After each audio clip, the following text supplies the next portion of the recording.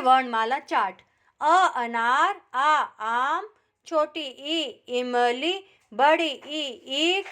छोटा ऊ उल्लू, बड़ा ऊ ऊन, री ऋषि, ए एक, ऐ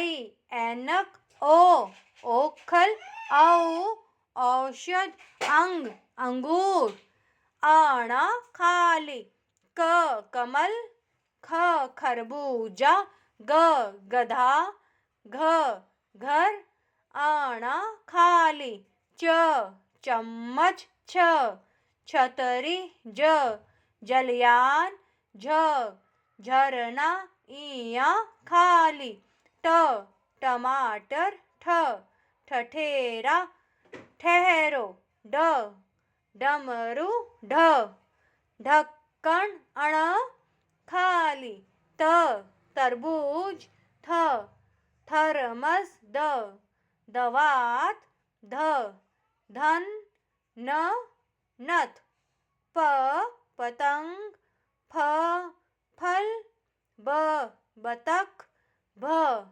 भालू, म मछली, य यान, र राजा, ल लड्डू, व वक, श शरबत, श षटकोण, स सतरंग, ह हाथ, अक्ष क्षत्रिय, त्र त्रिशूल, ज्ञ ज्ञानी।